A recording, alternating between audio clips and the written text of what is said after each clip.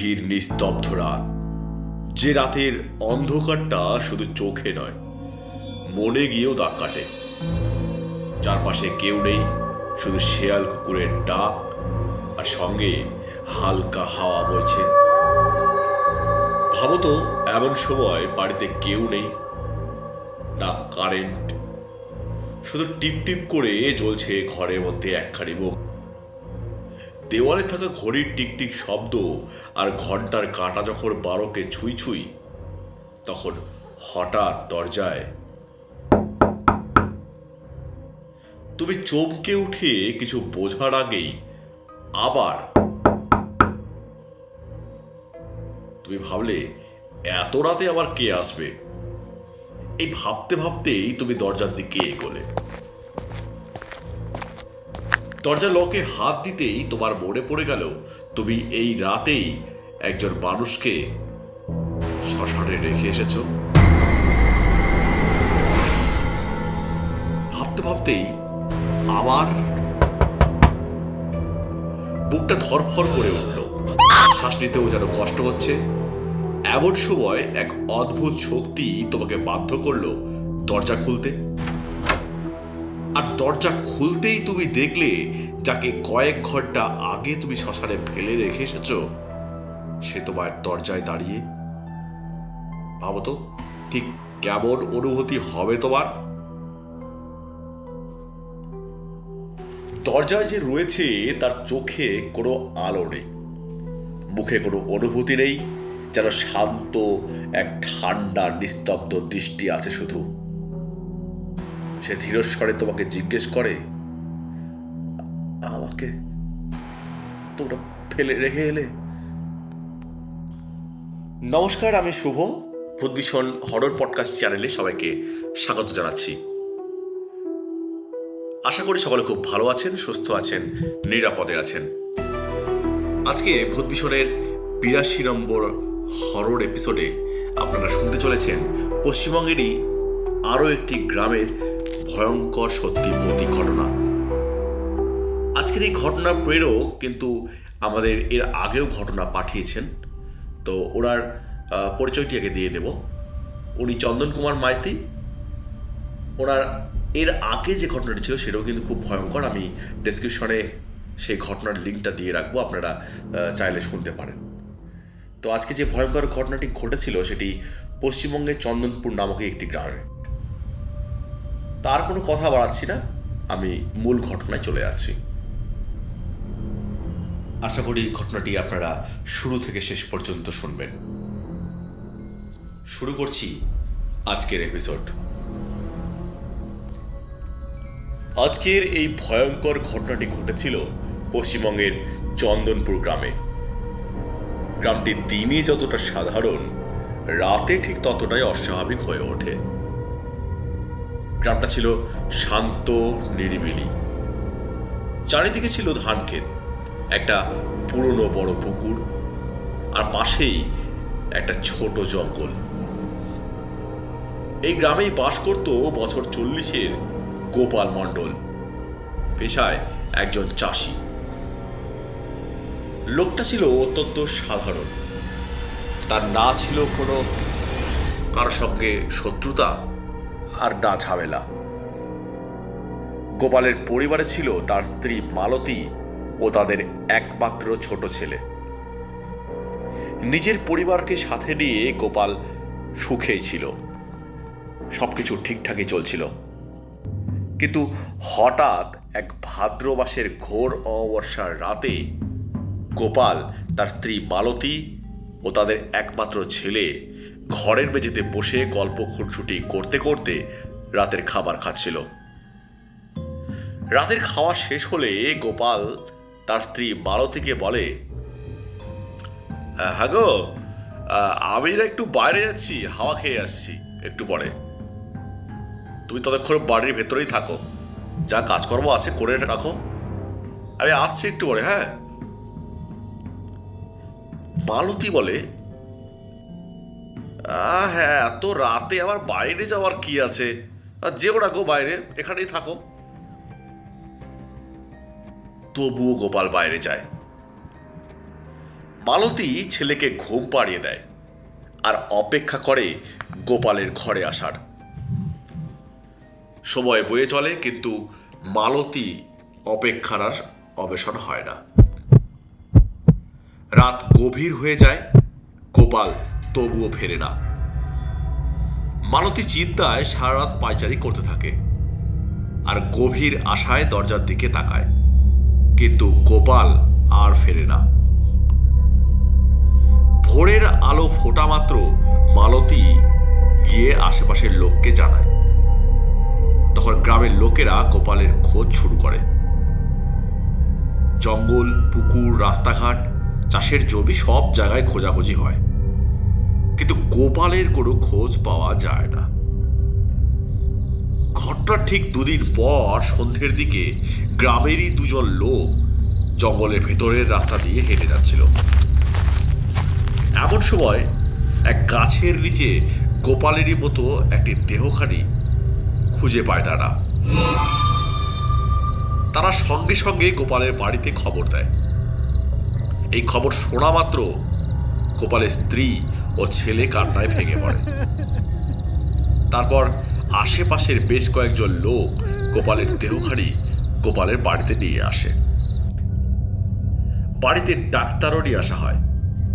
Doctor এসে বলে, কি বলবো, সম্ভবত হার্ট অ্যাটাকে বা ভয়জনিত মৃত্যু হতে পারে। শরীরে তো আঘাতের কোনো চিহ্ন মাত্র নেই, সম্ভবত হার্ট অ্যাটাকে মারা গেছে। গ্রামের লোকজন চুপ হয়ে যায়। সবাই অবাক দৃষ্টিতে গোপালের দিকে তাকিয়ে থাকে। গোপালের মুখটা দেখে মনে হচ্ছিল যেন কিছু দেখে ভয়ঙ্কর রকম ভয় পেয়েছে। সবার একটাই প্রশ্ন ছিল, মুখটা এমন অস্বাভাবিক কেন গো দাদা? এরপর গ্রামের নিয়ম অনুযায়ী সেদিন রাতেই গোপালের দাহ করার সিদ্ধান্ত নেয় তারা। রাত যখন প্রায় 10টা, বাড়িতে সমস্ত নিয়ম রীতি পালন করে গোপালকে বাঁশের খাটে তোলা হয়। গ্রামেরই 4 জন লোক গোপালের লাশটাকে তুলে নিয়ে হ্যারিকেনের টিমটিমে আলোতে অন্ধকারকে ভেদ করে শ্মশানের রাস্তাটা ধরে এগোতে থাকে। হঠাৎই একজন থেমে যায়, টান পড়ে তার গতিতে। সে একটু ভয় ভয় স্বরে বলল, তোরা দেখলি লাশটা নড়ে উঠল না? সবাই একটু অবাক হয়। পরক্ষণে হেসে বলে, ভয় পাস না রে, আবার শুরু কর, হাঁটা শুরু কর, অনেকটা যেতে হবে।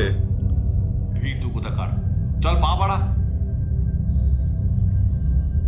বেশ কিছুটা রাস্তা যেতে না যেতেই খাট নামানোর আগের মুহূর্তে লাশের হাতটা কেমন যেন নড়ে উঠল।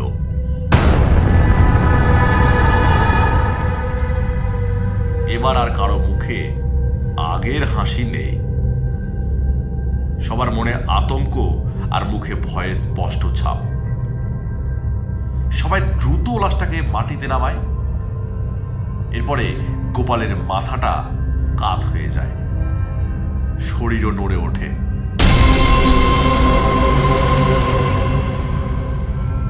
এরই মধ্যে একজন আর্তনাদ করে ওঠে, এই লাশটা বেঁচে উঠেছে রে, দেখ দেখ। বলতে বলতেই গোপাল উঠে বসে। এই দৃশ্য দেখে খাট ফেলে যে যেদিকে পারলো দৌড়ে প্রাণ বাঁচায়। চিৎকার আর্তনাদে শ্মশান পুরো ফাঁকা হয়ে যায়। লাশটা পড়ে থাকে অন্ধকারে।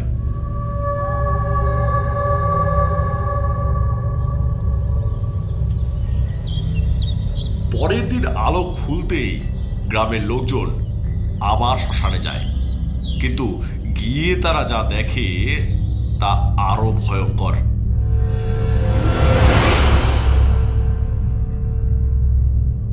খাটটা ঠিকই জায়গায় পড়ে আছে, কিন্তু গোপালের দেহখানা নেই।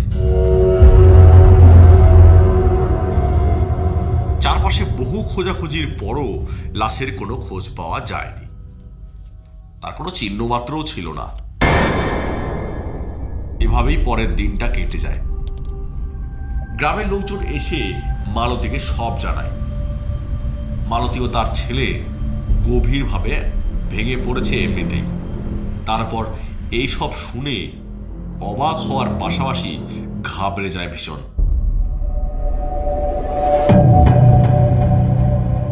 বুঝে উঠতেই পারে না অমাবস্যার রাত থেকে ঠিক কি হচ্ছে তাদের সাথে। এসব ভাবতে ভাবতেই চাঁদ এসে উকি দেয় আকাশে। দিনে মালতীর বাড়িতে লোকজনের সমাগম থাকলেও রাতে কিন্তু মালতীর সঙ্গী শুধুমাত্র তার ছেলে।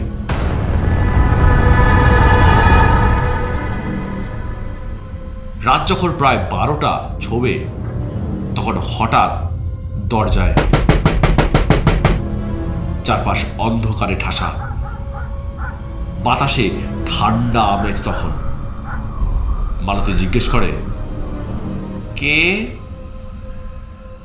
কিন্তু কোনো উত্তর আসে না। আবার দরজায় আওয়াজ হয়। মালতী একটু অবাক হয়, এত রাতে কে এসেছে?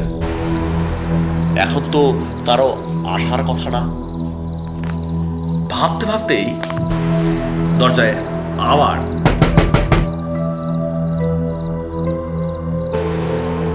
মালতী আর কিছু না ভেবে দরজা খোলে।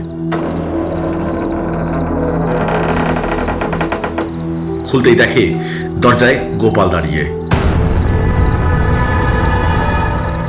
মালতী ভয়ে কেঁপে ওঠে। গোপাল আর আগের মতো নেই। তার বুক ফ্যাকাশে, মুখে কোনো চাঞ্চল্য নেই। মালতী ধাক্কা দিয়ে গোপালকে সরিয়ে দরজা বন্ধ করতে গেলে দেখে গোপালের শরীর অস্বাভাবিকভাবে পাথরের মতো শক্ত। ধাক্কা লাগা সত্ত্বেও গোপাল বিন্দুমাত্র নড়ল না। গোপাল ধীরস্বরে বলে ওঠে, আমাকে আমাকে ফেলে রেখে এলো কেন? আমাকে ওরা দাহ করলো না কেন?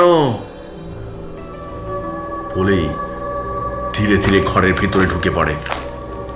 দরজা নিজে থেকেই বন্ধ হয়ে যায়।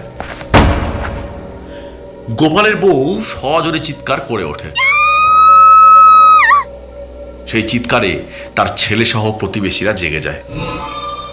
প্রতিবেশীরা দৌড়ে গোপালের বাড়ির দরজায় এসে দাঁড়ায়।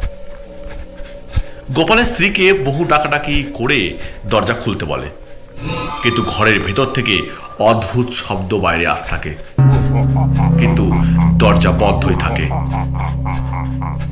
গ্রামবাসীরা বাইরে থেকে দরজা খোলার বহু চেষ্টা করেও ব্যর্থ হয়। ঘরের ভেতর থেকে ক্রমাগত পায়ের আওয়াজ, কখনো ফিসফিস কথা, কখনো অট্টহাস্য, কখনো আবার গুমড়ে গুমড়ে কান্নার শব্দ আসতে থাকে।